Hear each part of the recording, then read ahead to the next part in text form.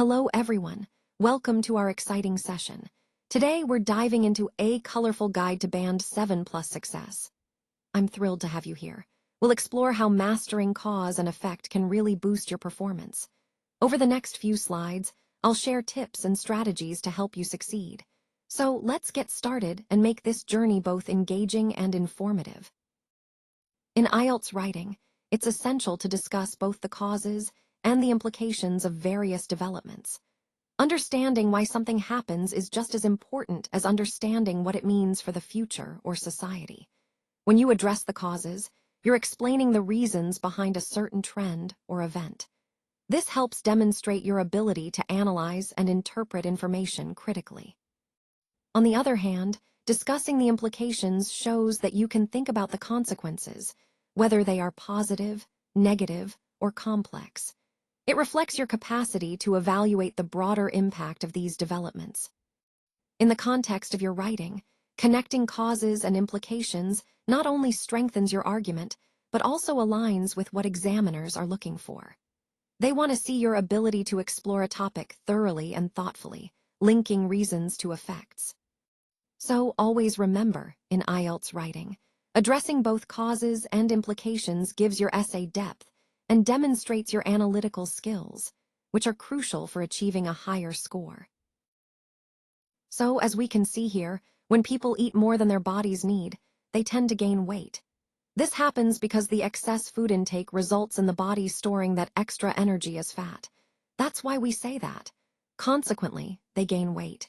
And in some cases, you might hear it expressed as therefore, which means the same thing. It's a logical conclusion based on the cause and effect relationship. The key point here is that eating too much leads directly to weight gain. It's a simple cause and effect. When you eat more than your body can burn, the surplus gets stored, and that's what causes the weight increase. This concept ties into the overall theme of understanding how our behaviors, like eating habits, directly impact our health. Recognizing these cause and effect links helps us make more informed choices to maintain a healthy weight. Obesity is due to overeating. What this really means is that when people eat more calories than their bodies need, it results in weight gain. Essentially, the root cause of obesity is overeating. Obesity results from overeating. So we can see a clear link here. The cause, which is overeating, leads directly to the effect, which is obesity. People gain weight because they eat too much.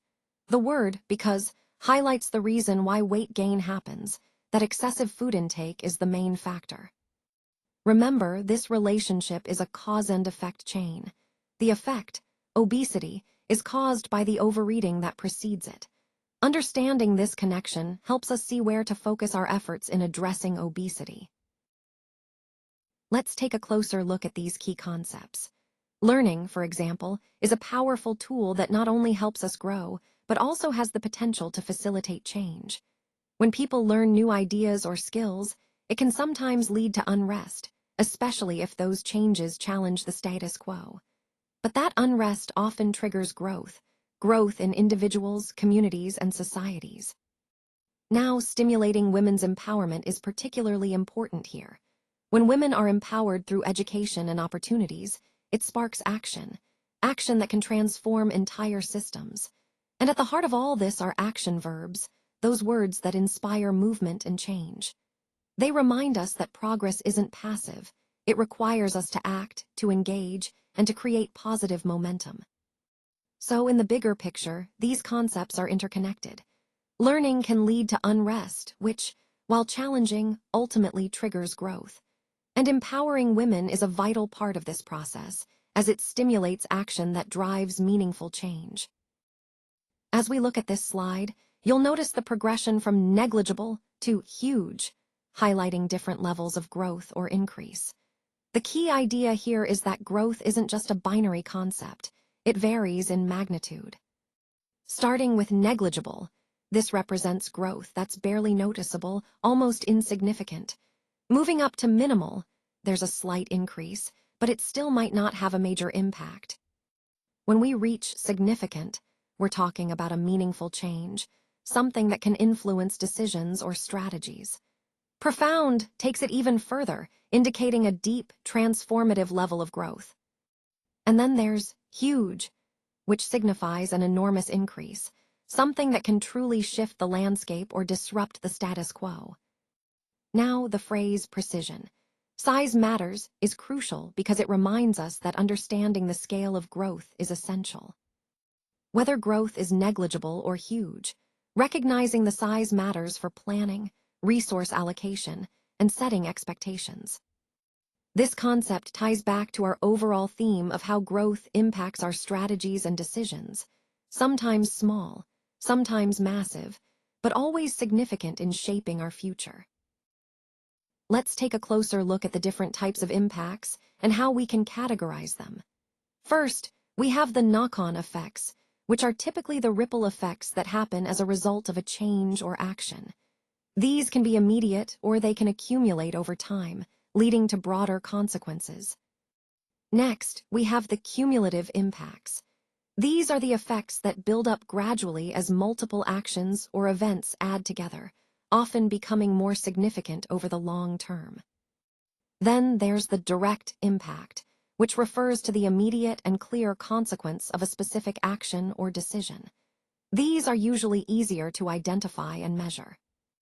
When we talk about the type of impact, it's crucial to understand whether it's far-reaching, affecting many areas or systems, or more localized. Similarly, the time aspect is important, whether the impact is immediate, happening right away, or long-term, developing over time.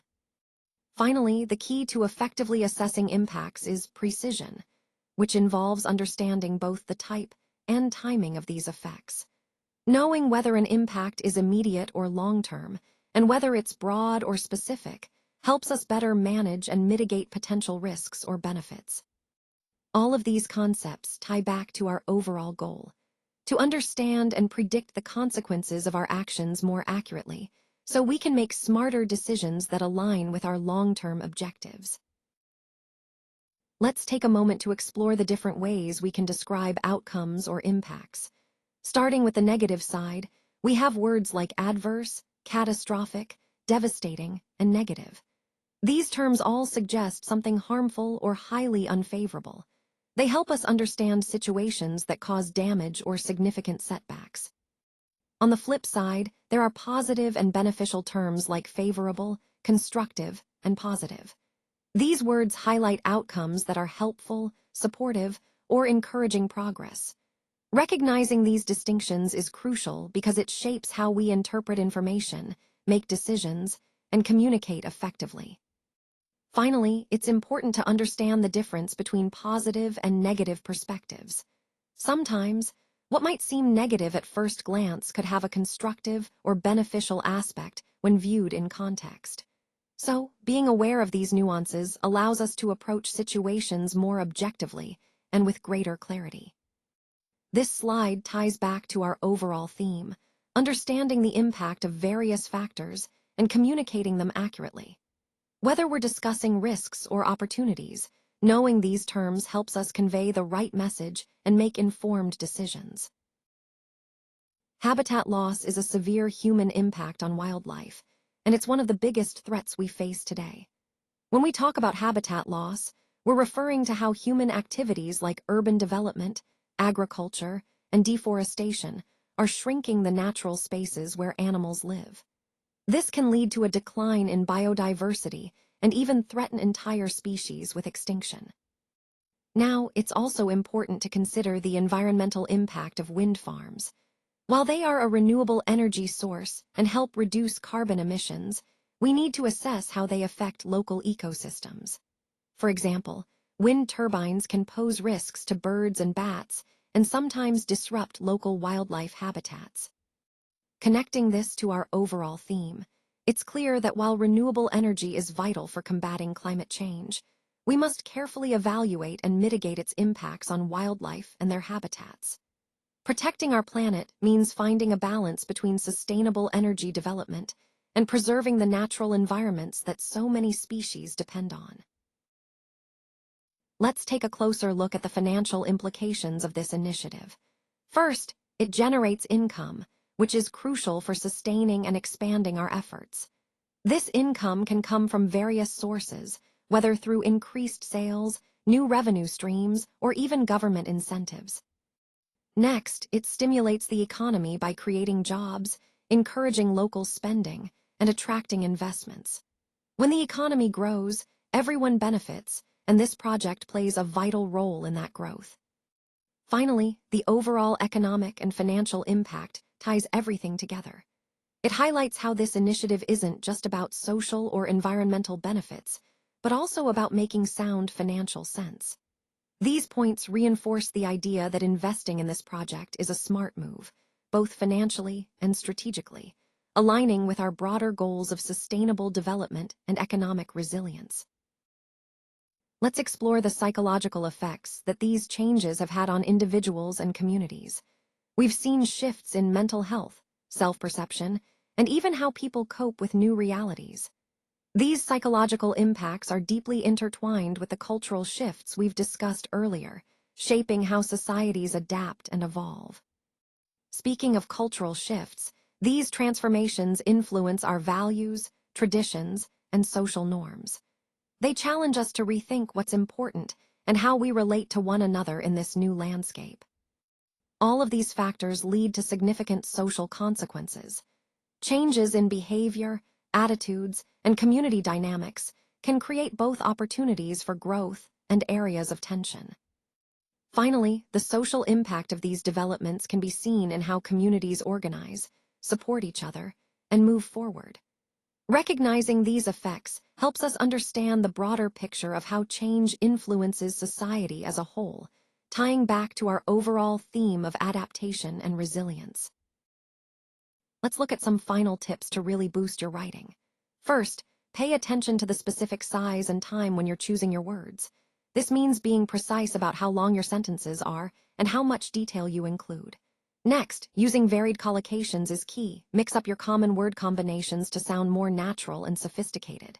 For example, instead of always saying make a decision, you might say reach a conclusion.